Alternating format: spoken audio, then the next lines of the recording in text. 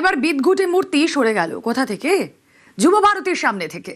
বিশ্ব বাংলা লোগো দেওয়া সেই মূর্তি ভাঙার নির্দেশ দেন ক্রীড়ামন্ত্রী নিশীথ প্রামাণিক। আর এবার সরে গেল সেই মূর্তি। সহকর্মী প্রীতি রয়েছেন সঙ্গে। প্রীতি, যেমন কথা তেমন কাজ। ক্রীড়ামন্ত্রী নিশীথ প্রামাণিক বলেইছিলেন এই মূর্তি ভাঙার নির্দেশ দিয়েছিলেন, সেই অনুযায়ী মূর্তি ভেঙে ফেলা হলো। দেখো, এর আগে মেসি কাণ্ড হোক কিংবা বিভিন্ন যে ম্যাচের ক্ষেত্রে আমরা দেখেছি ফুটবল প্রেমী বাঙালি বারংবার এই মূর্তি ওখানে তৈরি করার পর থেকে কিন্তু মিম তৈরি করেছে, সমাজ মাধ্যমে বিভিন্নভাবে প্রতিবাদ জানিয়েছে যে বাঙালির শ্রেষ্ঠ যে খেলা, সেই খেলাকে কোথাও গিয়ে অপমান করা হচ্ছে এই মূর্তির মাধ্যমে।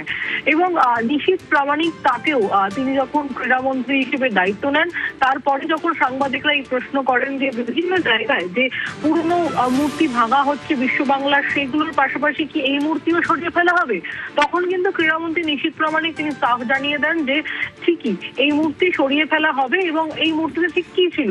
দুটো পায়ের উপরে একটা ফুটবল, যার মধ্যে লেখা ব অর্থাৎ বিশ্ব বাংলা লোগো। আমরা দেখলাম যেমন আশ্বাস দিয়েছিল ফুটবল প্রেমীদের ক্রীড়ামন্ত্রী, ঠিক তার দুদিন পরেই কিন্তু সেই আশ্বাস পূরণ হলো এবং সেই মূর্তি আপাতত ভাঙার কাজ শুরু হয়ে গেছে। রুমেলা, বেশ, ক্রীড়ামন্ত্রী নিশীথ প্রামাণিক সেদিন ঠিক কি বলেছিলেন শুনুন।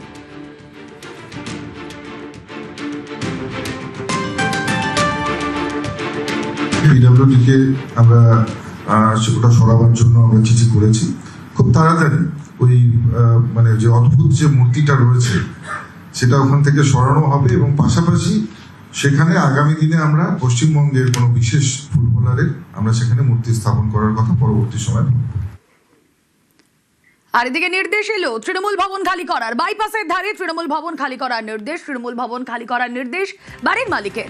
তপসিয়ার তৃণমূল ভবন সংস্কারের জন্য বন্ধ ছিল, বাইপাসের ধারে নতুন ভবন, তাই ভাড়া নেওয়া হয়। এবার বাড়ির মালিক কেন এই নির্দেশ দিলেন জানবো। আবির ঘোষাল রয়েছেন সঙ্গে। আবির, দেখো, ইতিমধ্যে সিদ্ধান্ত যেটা নেওয়া হয়েছে সেটা হচ্ছে 2 মাসের মধ্যে ওই বাড়িকে ছাড়তে হবে এবং ওই বাড়ির যিনি মালিক, মডার্ন ডেকোরেটসের মালিক যিনি ছিলেন মন্টু শাহ, তার তরফ থেকে তৃণমূল কংগ্রেসের শীর্ষ নেতৃত্বকে এই বিষয়ে পরিষ্কার করে জানিয়ে দেওয়া হয়েছে।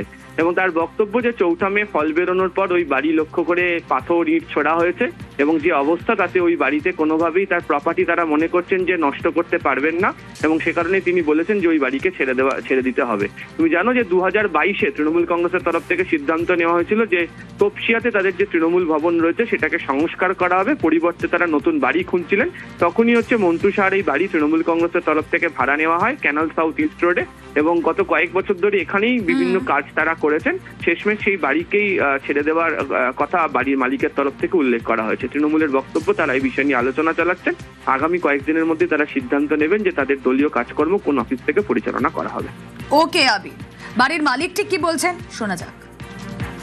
আপনার বাড়িতেই তো বাইপাসের ধারে তৃণমূল ভবন, সেটাকে আপনি খালি করতে বলেছেন? হ্যাঁ, মৌখিক বলেছি। কাকে জানিয়েছেন এবং কতদিন সময় দিয়েছেন?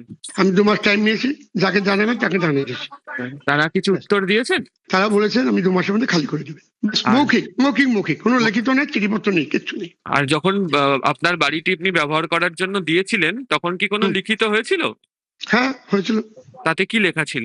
2 বছরের জন্য নিয়েছিল, তারপর 2 বছর 4 বছর নিয়েছে, এবার এও শেষ হয়ে গেছে। বাড়ি ফিরিয়ে নেওয়ার কারণটা কি? 4 তারিখে এর সময় ওই বাড়িতে ইট মারা বুক ভেঙে দেওয়া, বাড়ি ড্যামেজ হয়ে যাবে, কিন্তু বাড়িটা যদি ড্যামেজ হয় আমারই তো হবে। এইসব কারণে, আর কিছু না। এই বাড়িটা যে আপনি আপনার কাছ থেকে তৃণমূল ভাড়া নিয়েছিল তার পরিবর্তে তারা আপনাকে কোনো টাকা দিত? সে বিনা পয়সা নেয়নি কেউ। সেই টাকা আপনাদের মিটিয়ে দিয়েছে পুরোটা, তাই তো? হ্যাঁ।